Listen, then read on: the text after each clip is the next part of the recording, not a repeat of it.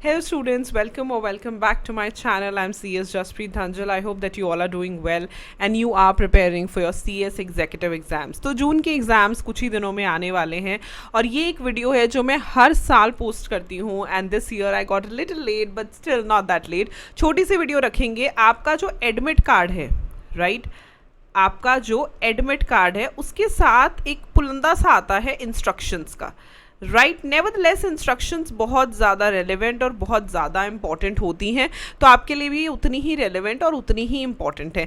लेकिन मैं ये पॉइंट भी समझती हूँ कि एंड में आकर के बच्चे थोड़े लेज़ी हो जाते हैं कि अब क्या करें, पढ़ाई करें कि इंस्ट्रक्शंस पढ़ें. तो उन्हीं कुछ पेजेस को मैंने कुछ पॉइंटर्स में डिकोड कर दिया है. तो आप इस वीडियो को ध्यान से देख लीजिए and it will be enough for you and do send this to your friends as well. और अगर आपको ये PDF चाहिए तो आपको ये PDF मेरे टेलीग्राम चैनल पर भी मिल जाएगा about these important pointers just in case you need it, otherwise जरूरत नहीं पड़ेगी. तो एग्जाम से पहले यानी कि अभी जो टाइम चल रहा है, सबसे पहली चीज मैं ये अज्यूम कर रही हूँ कि आपने एडमिट कार्ड्स डाउनलोड कर लिए होंगे. ठीक है, जैसे ही आप उन्हें डाउनलोड करते हो सबसे पहले वेरीफाई करो अपना नाम, रजिस्ट्रेशन नंबर, मॉड्यूल कौन सा दे रहे हो, पेपर, सेंटर, डिटेल्स, मीडियम और एक्सपेक्टेशंस. ये सारे पॉइंटर्स इसीलिए जिस दिन ही एडमिट कार्ड आ गया था आई guide you at that point only कि फटाफट से जो एडमिट कार्ड है उसे डाउनलोड कर लेना चाहिए. बिकॉज एडमिट कार्ड अपने आप में बहुत इंपॉर्टेंट चीज़ होती है एग्जाम पॉइंट ऑफ व्यू से. तो जैसे ही आप एडमिट कार्ड डाउनलोड करो फटाफट से ये सारी चीज़ें चेक कर लो. और बाई चांस आपको लगता है कि किसी चीज़ में डिस्क्रिपेंसी है, कुछ गलत लिखा हुआ है, कुछ गड़बड़ी है, तो ICSI का जो सपोर्ट पोर्टल है उन्हें रीच आउट करो, उन्हें मेल लिखो और बताओ कि ये गड़बड़ है. Right. Visit the examination center beforehand to avoid confusion on exam day. Now this is for the students जिन्होंने कभी एग्जाम सेंटर देखा नहीं है. जैसे बड़ी बड़ी सिटीज़ में कई बार स्कूल्स भी एग्जाम सेंटर बन जाते हैं. अगर तो कोई कॉलेज है, आपको पता है कहाँ पे है, तो इट्स कम्प्लीटली फाइन. लेकिन अगर कोई ऐसी जगह है जहाँ आप कभी गए नहीं हो, आपने कभी वो जगह देखी नहीं, तो एक बारी जा करके देखाओ ताकि एग्जैक्टली एग्जाम डे उस दिन ना एक्चुअली आप वैसे ही बहुत पैनिक में होते हो और अगर इस तरीके की हरकतें करोगे तो और ज़्यादा पैनिक में आ जाओगे. तो इसीलिए एक बार पहले जाके देखाओ. इंश्योर करो कि आपने प्री एग्जामिनेशन टेस्ट दिया हुआ है, आपका प्री एग्जामिनेशन टेस्ट कंप्लीटेड है, आपका TDOP कंप्लीटेड है और आपका जो स्टूडेंट प्रोफाइल है वो कंप्लीटली अपडेटेड है. Correct mobile number, email ID, address, ये आपका स्टूडेंट प्रोफाइल नंबर है. तो आई थिंक ये चीज़ बोलने की ज़रूरत ही नहीं है कि प्री एग्ज़ाम टेस्ट और TDOP तो कंप्लीटेड होना ही चाहिए. राइट. तो वो चीज़ें इंक्लूड इम्पॉर्टेंट है. राइट. अब मुझे लगता है इसकी तो एक तरीके से इम्पॉर्टेंस खत्म ही हो गई है क्योंकि 2-3 दिन ही रह गए हैं अब. नाउ इम्पॉर्टेंट थिंग, अब आता है सबसे important part, that is documents to carry. आपने कौन से डॉक्यूमेंट्स अपने साथ ले जाने हैं. सबसे पहले तो एडमिट कार्ड. मैंने उसी दिन बोल दिया था एडमिट कार्ड को डाउनलोड करके अपने बैग में रख लो. स्टूडेंट ID कार्ड इंस्टीट्यूट की तरफ से आता है. अगर बाई चांस अब आपके पास वो नहीं है तो पैनिक करने की ज़रूरत नहीं है. गवर्नमेंट की कोई भी ID आप कैरी कर सकते हो. आधार ले लो, पैन ले लो, पासपोर्ट ले लो, ड्राइविंग लाइसेंस ले लो, वोटर ID, कोई भी गवर्नमेंट की ID जो है आप कैरी कर सकते हो. Items allowed in the exam hall. अब एग्जाम हॉल में अलाउड क्या है, आप फेस मास्क लगा सकते हो जस्ट इन केस, अब तो ज़रूरत नहीं है but still just in case it is allowed. Transparent water bottle, आपकी जो वाटर बॉटल है वो ट्रांसपेरेंट होनी चाहिए. ट्रांसपेरेंट सैनिटाइजर बॉटल, वैसे तो सैनिटाइजर बॉटल्स ट्रांसपेरेंट ही होती हैं but you can take it if you want to. Transparent bottle. Transparent pouch with stationery, जो आप स्टेशनरी ले जाते हो कोशिश करो कि वो पाउच ट्रांसपेरेंट हो.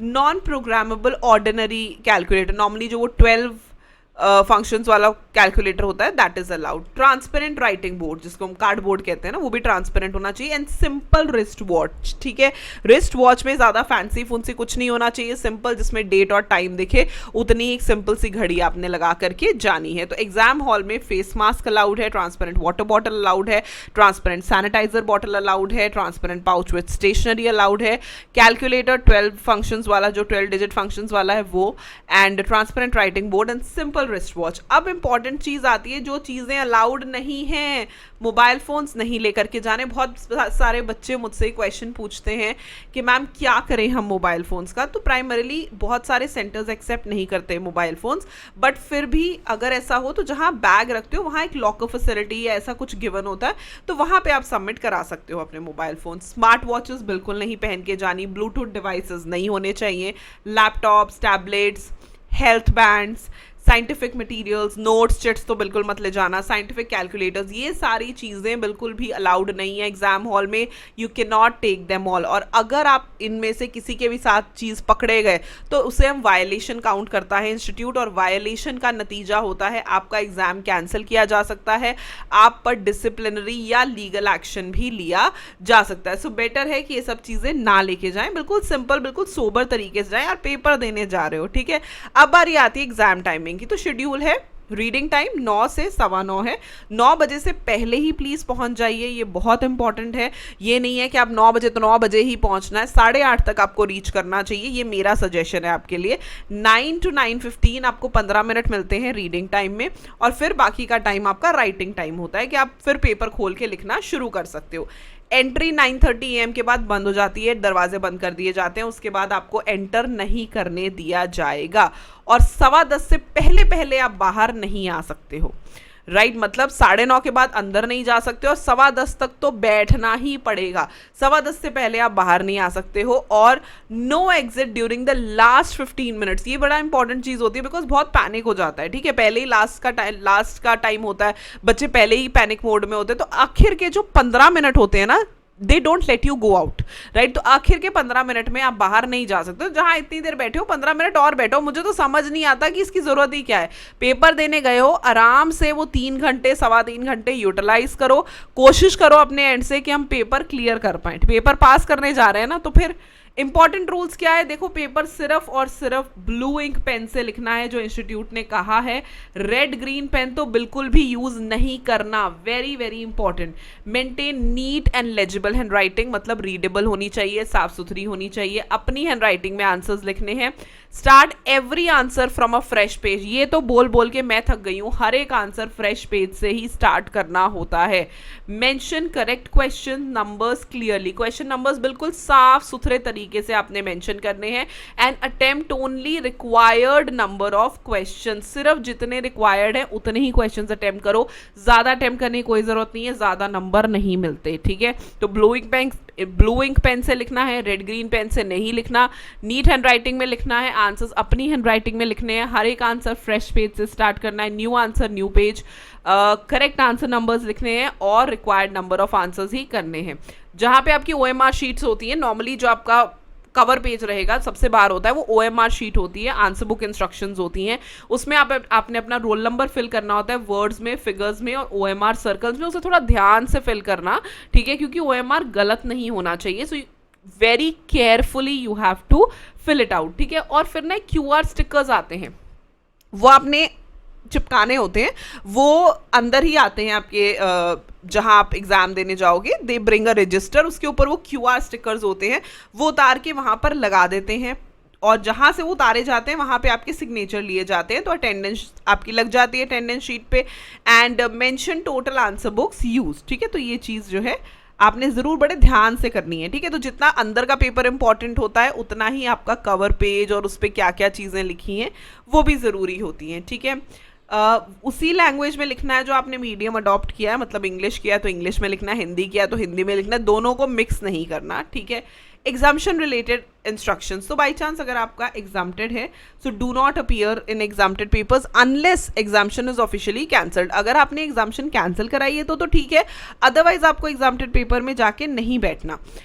और अगर आप अपीयर कर गए, उसका मतलब है कि आपने अपनी एग्जाम्शन को परमानेंटली कैंसिल कर दिया, ठीक है, आपने अपनी एग्जाम्शन को परमानेंटली कैंसिल कर दिया। एग्जाम्शंस का मैम कहाँ से पता चल सकता है? अगर आपकी किसी भी सब्जेक्ट में पिछले अटेम्प्ट में 60+ आए होंगे तो आपके एडमिट कार्ड पे लिखा होगा एग्जाम्शन, ठीक है, या अटेंडेंस शीट पे भी होता है, स्टूडेंट पोर्टल पे भी होता है, तो आपको इन जनरल पता ही होगा। तो एग्जाम्प्टेड पेपर, अगर आपने एग्जाम्शन कैंसिल नहीं कराई तो पेपर देने नहीं जाना, और अगर चले गए तो एग्जाम्शन कैंसिल मान ली जाएगी।